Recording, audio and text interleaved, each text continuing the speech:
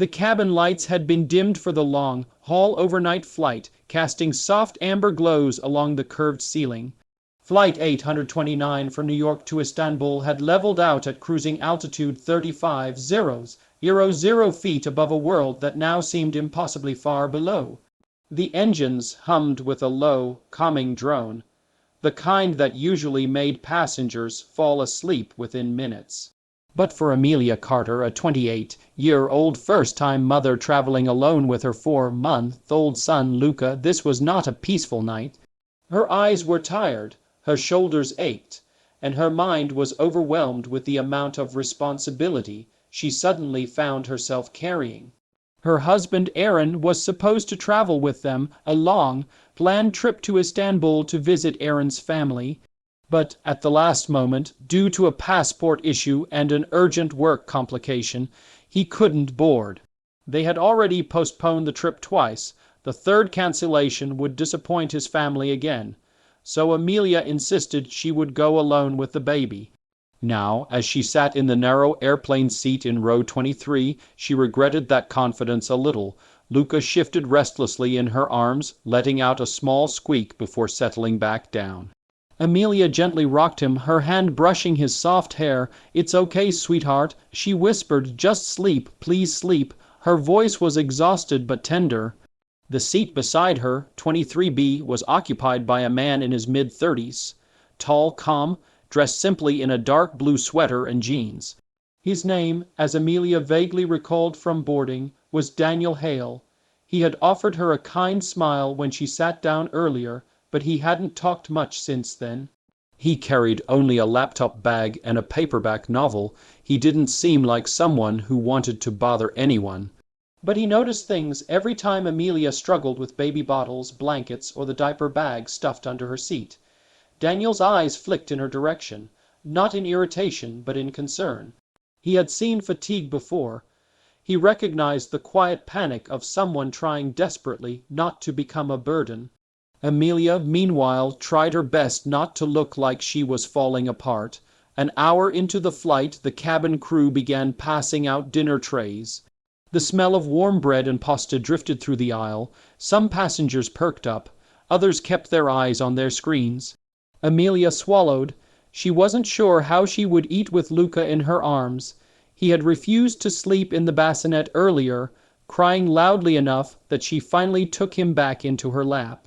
Daniel had noticed that too. The flight attendant leaned down beside her. "Ma'am, would you like your dinner now? Or I can bring it later if you prefer." "Now is fine," Amelia said, even though she had no idea how she'd manage it. The tray was lowered in front of her, while she tried to balance Luca with one hand. Her fork clattered awkwardly. The baby stirred, then whined. A few seconds later, his small face turned red.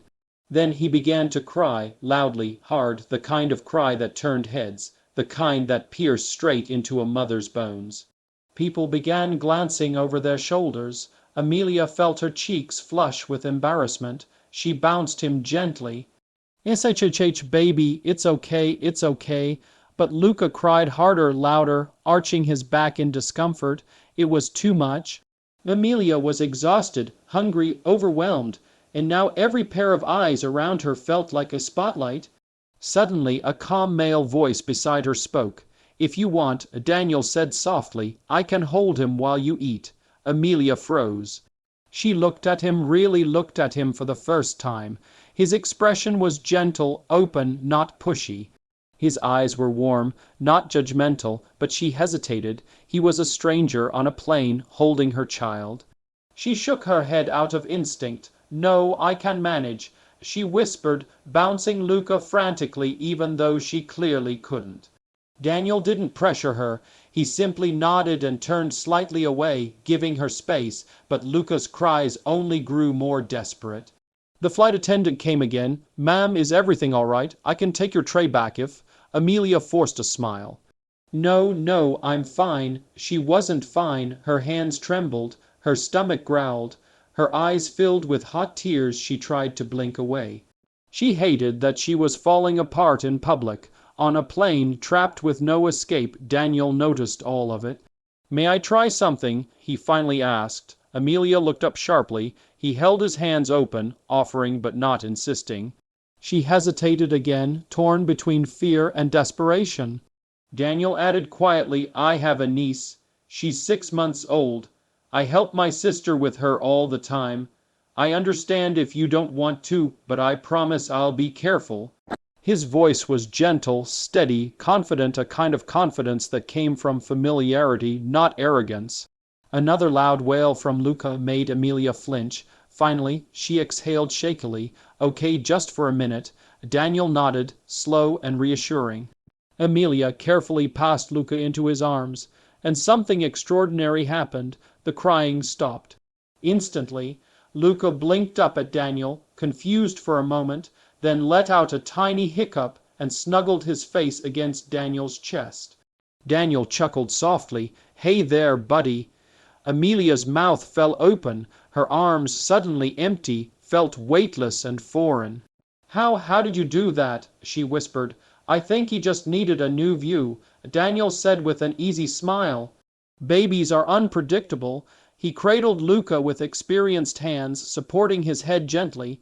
His posture was relaxed, natural, like he'd done this 100 times before. Amelia stared in disbelief. For the first time in hours she could breathe, eat. Daniel encouraged, nodding toward her tray. She blinked out of her shock and began to eat, fumbling with the fork at first. But within minutes she finally tasted the warm pasta and felt tears of relief prickling her eyes. She hadn't realized how hungry she was. As she ate, Daniel held Luca securely, gently patting his back and humming softly. The baby relaxed completely, drifting into a peaceful half-sleep. Amelia watched in awe. You're amazing, she said quietly. Daniel smiled. Just human, we all need a little help sometimes. His words were simple, but they landed heavily, like he meant something far deeper. For the next 20 minutes, Amelia finished her meal while Luca slept soundly in Daniel's arms. Her muscles slowly unwound. Her heart rate returned to normal. When she finally wiped her mouth and leaned back, she whispered, Thank you, really, you saved me back there. Daniel shook his head.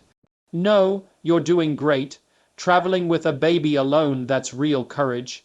She smiled weakly. Feels more like madness. They chuckled softly together. Just then the plane rattled slightly with mild turbulence. A few passengers murmured. The captain's voice came over the speakers.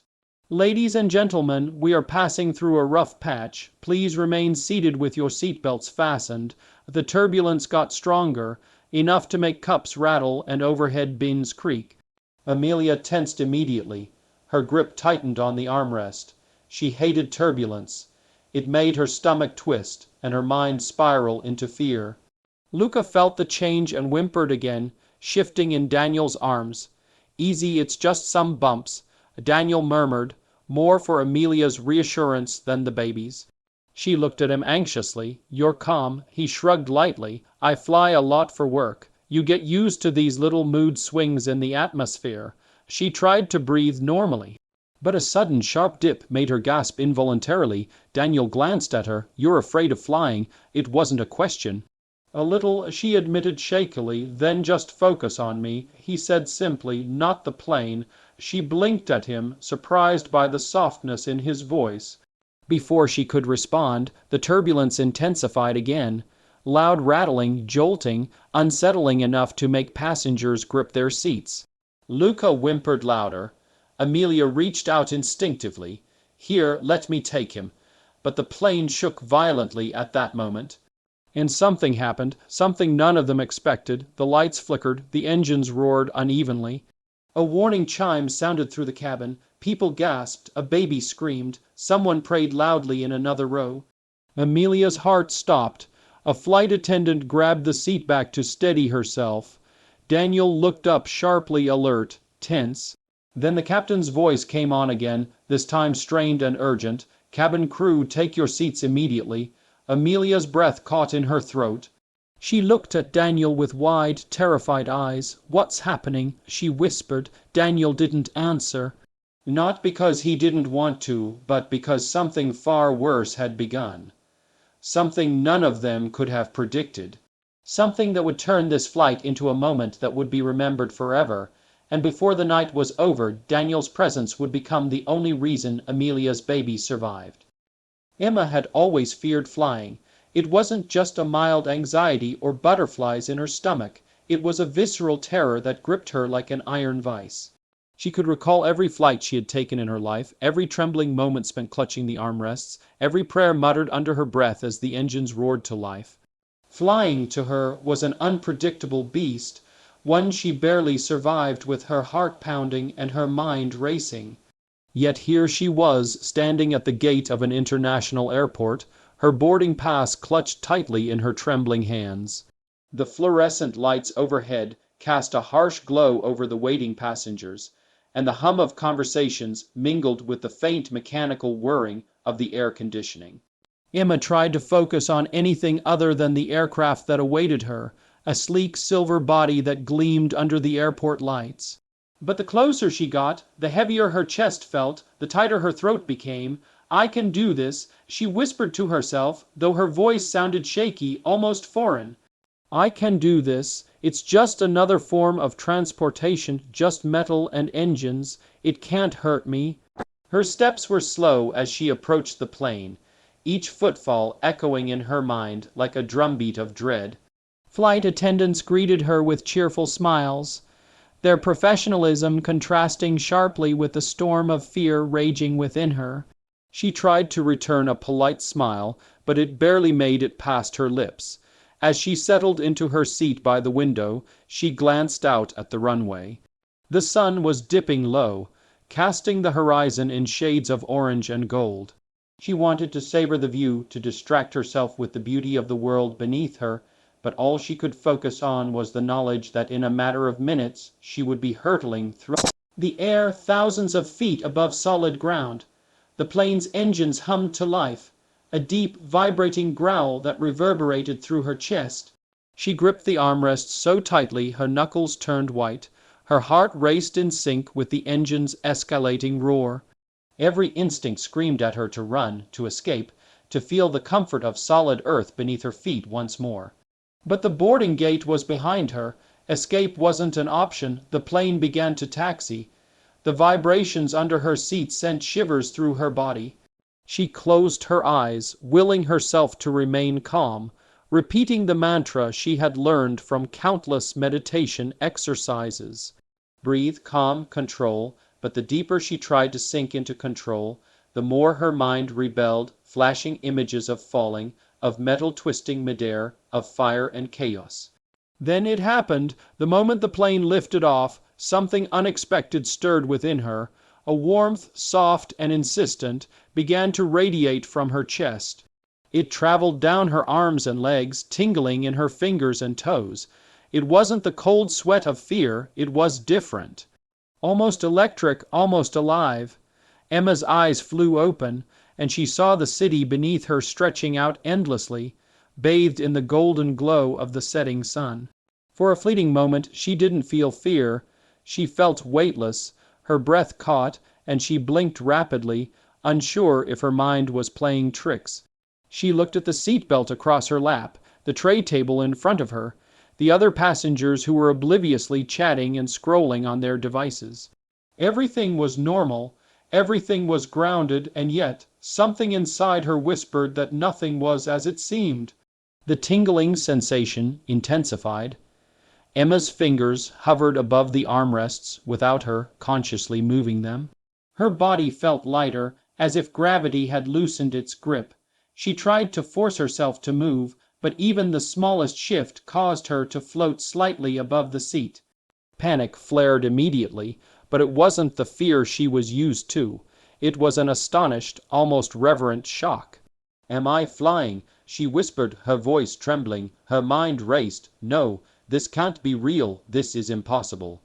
But her senses betrayed her. She could feel the airflow against her skin, the faint sway of the cabin as the plane leveled at cruising altitude. She looked around. The passengers were staring now, some gasping, some frozen in disbelief. Flight attendants had dropped their trays, eyes wide with shock. The hum of the engines suddenly seemed like a melody she could harmonize with, and then she rose higher, instinctively, cautiously. She floated above her seat, her eyes wide with wonder and fear. The plane jolted slightly, and instinctively she guided herself back toward the floor, stabilizing her movement. Every second was a delicate dance between awe and terror. Somehow, she found herself moving toward the cockpit. The door, usually a boundary between passengers and pilots, now seemed like an invitation. The pilots turned at the sight of her floating figure. The older co-pilot blinked, rubbing his eyes as if he were hallucinating. I don't know how this is happening," Emma stammered, her voice shaking but filled with an odd clarity. I can feel the plane, I can feel it." The plane shuddered violently, sending a jolt through everyone inside. A warning light blinked red. The engines sputtered. A panel erupted in sparks. Panic surged through the cabin. Emma's chest tightened, but this time it wasn't fear. It was focus. The warmth that had awakened in her chest earlier now surged like a river, spreading strength through her limbs. She instinctively raised her hands toward the controls, though she barely touched anything, and then, almost miraculously, the plane stabilized. Passengers gasped, flight attendants whispered prayers under their breath, the pilots stared at her, mouths agape. Emma herself could hardly comprehend what had just happened. She felt the plane's engines respond to her, the vibrations of the wings, the airflow over the fuselage, all like an extension of her own body. She had calmed the plane. The rest of the flight passed in a blur of wonder and disbelief. Emma didn't sit back down. She hovered, learning, feeling, understanding. Every dip of the aircraft, every turn in the air, every subtle vibration became her rhythm. And somewhere deep inside, a seed of courage began to sprout. By the time the plane began its descent, the sun had dipped completely below the horizon, and the city lights twinkled like a constellation of stars below. Emma guided herself gently back to her seat. She buckled herself in, though she felt almost as if the seatbelt was unnecessary. The other passengers stared at her. Why? Died whispers traveling from row to row. When the plane touched down safely, the applause that erupted from the cabin sounded surreal. Emma's legs trembled, not from fear this time, but from the incredible weight of what had just happened. She had faced her worst fear, not through avoidance or logic, but through something far greater, something inexplicable.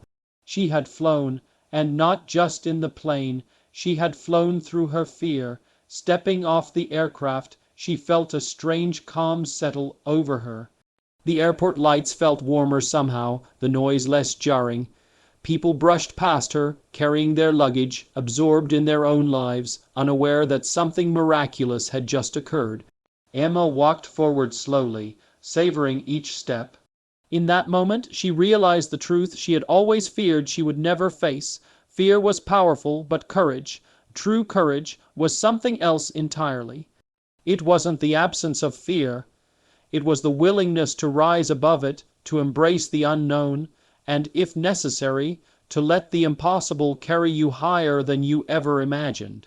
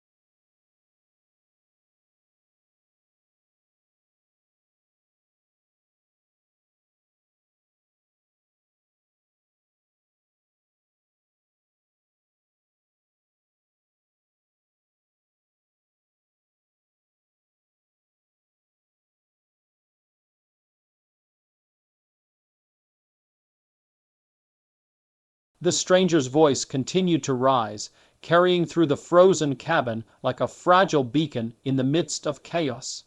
Rachel couldn't move fast enough toward him, but every step she took felt heavier, as though the air itself resisted her motion. Yet the hymn's effect was undeniable. It wasn't just comforting, it was commanding attention, pulling every frozen passenger, every rigid movement, into a thread of awareness. Rachel watched in awe as the droplets of water in the cup in front of her shivered, quivering like jelly, as though the melody itself resonated through them. A small, trembling laugh escaped her lips, a mixture of disbelief and relief. Could a song really influence the physical world in such a profound way? She didn't have time to rationalize. The truth was unfolding right before her eyes. The stranger's face was serene, almost ethereal, bathed in the cold cabin light. His eyes were closed, his lips moving in perfect harmony with the hymn that was now swelling into the hum of something divine. He didn't glance at the frozen faces around him, didn't acknowledge the panic or confusion, yet somehow he was connecting with everyone. Passengers began to react in subtle ways. The mother who had been frozen in mid-prayer slowly relaxed, her fingers unclenching. The child's toy, hovering midair, wobbled slightly before settling into her tiny hands. The man across the aisle, whose water had been suspended like a glittering halo, exhaled in a slow, shivering release, droplets falling to the cup with soft plinks. Rachel felt a strange mix of hope and fear. She wanted to speak to the stranger, to understand him, to ask how such a simple thing could wield such power. But words seemed inadequate. She only nodded a silent acknowledgement and returned her attention to the passengers around her. Is it safe?" whispered a young woman from a few rows ahead, breaking the rigid spell she had been trapped in. Her voice trembled, fragile and uncertain. I think so," Rachel replied, unsure if her own voice was entirely believable. "Just keep listening."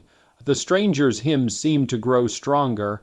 It wasn't just a song, it was a presence, tangible and enveloping.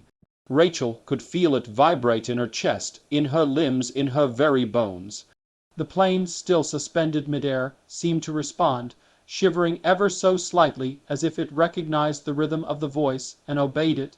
In the cockpit, Captain Harrington and First Officer Lynn stared at the frozen controls. The instruments flickered with indecipherable symbols, lights glowing and dimming in unnatural patterns. The pilot's hands hovered above the console, trembling, but he dared not move. Something about the stranger's hymn seemed to seep even into the aircraft's machinery. Rachel glanced at the pilot. "Do you hear it?" she asked. Harrington's eyes widened. "Yes, it's I don't know how, but yes. The engines, the systems, they're responding, slowly.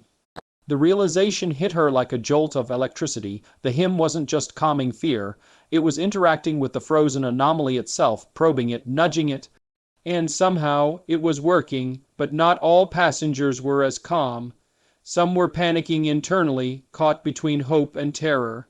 A man near the emergency exit slammed his fists against the seat in front of him, groaning, a mixture of frustration and disbelief.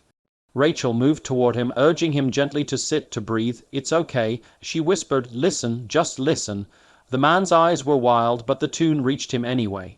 His body, rigid and tense, trembled with the invisible rhythm.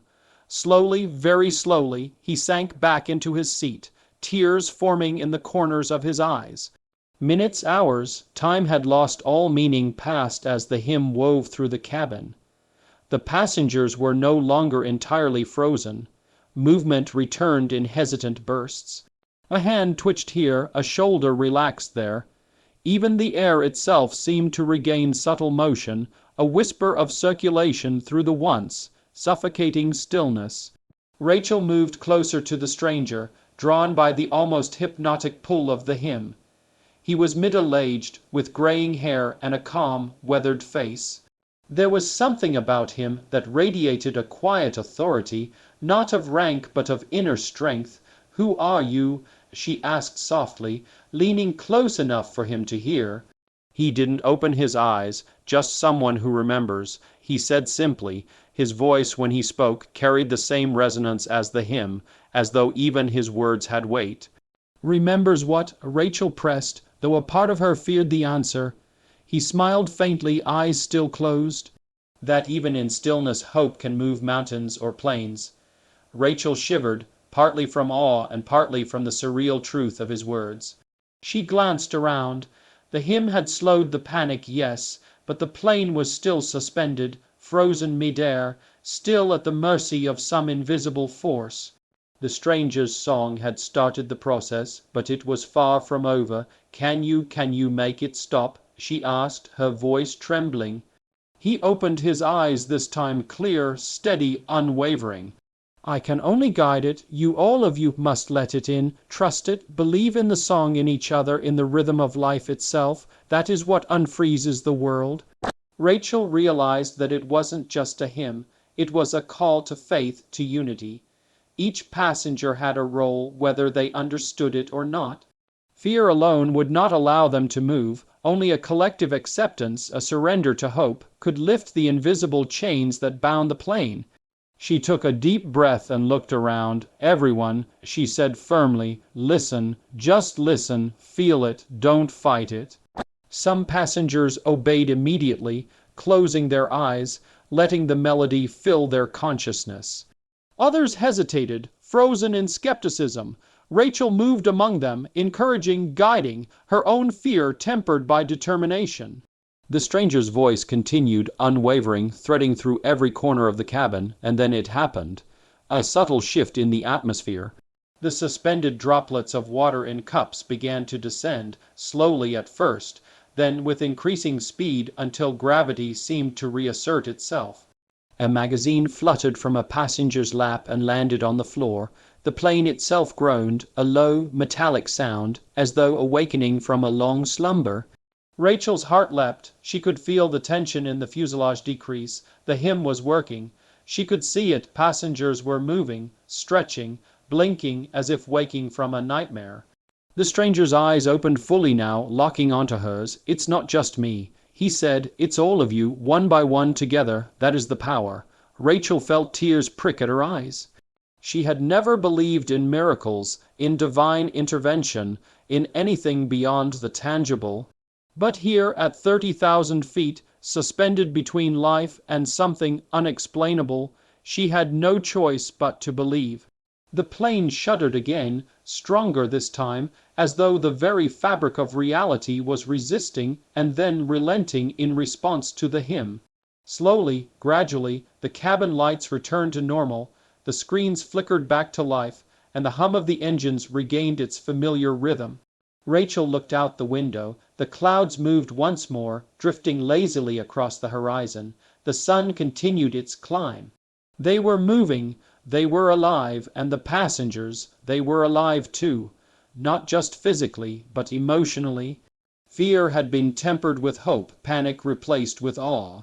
They had survived the impossible, guided by the voice of a stranger who reminded them of something they had almost forgotten, that even in the face of inexplicable terror, human connection, faith, and belief could restore order. Rachel returned to her seat, exhausted but elated. The stranger closed his eyes again, lowering his hands to his knees, the hymn softening into a whisper.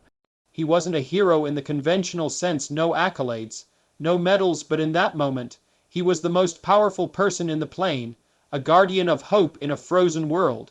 Captain Harrington's voice returned over the intercom, steady and professional, though his words carried the weight of their shared trauma. "Ladies and gentlemen, we are resuming normal flight. Please remain seated as we regain altitude and course. We appreciate your patience." The cabin erupted in quiet murmurs, relief washing over everyone. Rachel exhaled, feeling the tension drain from her body. She looked at the stranger one last time. He gave her a faint nod, eyes closed, a small smile playing on his lips. Rachel realized that no one on the plane would forget this day. Not the frozen stillness, not the fear, not the miraculous hymn that had saved them. It was a moment suspended in time, a shared miracle, and a reminder that sometimes the simplest gestures, A song, a voice, a belief, could move forces far greater than oneself. And above all, Rachel knew this, the world had frozen, and a stranger's hymn had saved everyone. For the first time since the anomaly struck, there was movement, real, fluid, natural movement. The hum of the engines returned, the overhead lights regained their soft glow, and the cabin air began circulating again like a living thing waking from an unnatural sleep. Passengers cried, laughed shakily, hugged each other, or touched their own arms to confirm that they were, in fact, still alive. For a few breathtaking moments, relief washed over the plane like a warm, cleansing wave. But the moment passed quickly. Too quickly. Rachel noticed it first. The window beside her seat flickered just once, like a glitch in a digital image. She leaned forward, frowning. Outside, the clouds drifted normally until they didn't. One cloud froze. Not gradually this time, instantly. One moment it moved, the next it was perfectly still. Her stomach churned. She looked farther, another cloud froze.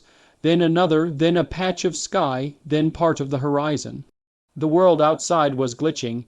It was as if reality were skipping frames, alternating between motion and stillness in stuttering, unnatural jolts. Rachel's eyes widened. No, no, no, no, not again. 3 rows ahead, a passenger screamed. The plane dipped hard, so suddenly that passengers slammed against their seatbelts. Gasps, shrieks, and cries erupted in waves. The overhead bins rattled. Oxygen masks trembled in place, though they didn't fall. Ladies and gentlemen, brace just momentary. The pilot's voice stuttered like a broken recording. The plane lurched a second time, more violently. Some passengers hit their heads against seats. The aisle lights flickered wildly.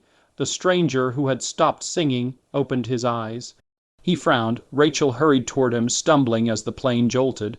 What's happening again? You fixed it. I thought you fixed it. His eyes held an unsettling calm.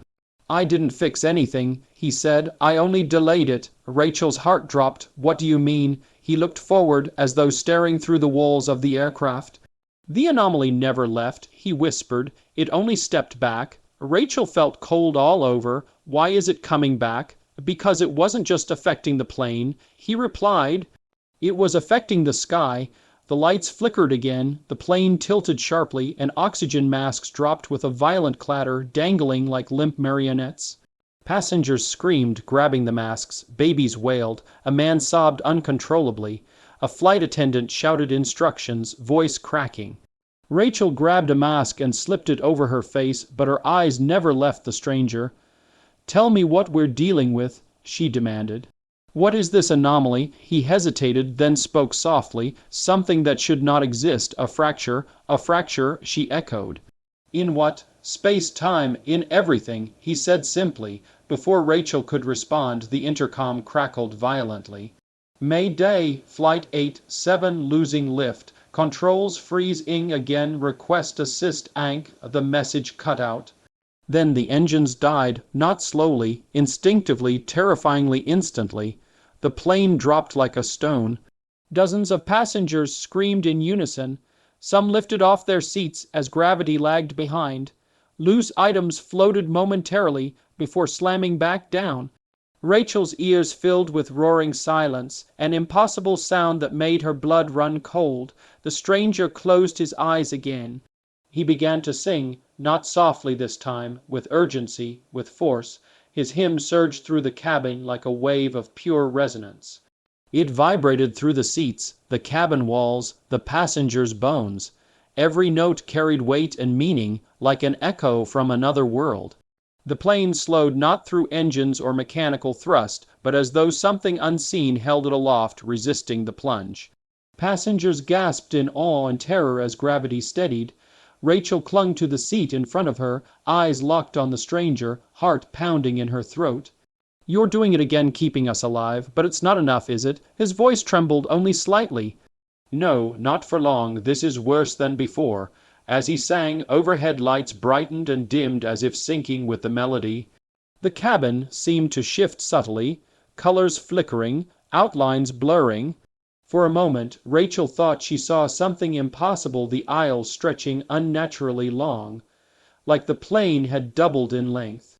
She blinked and it snapped back, but the terror stayed.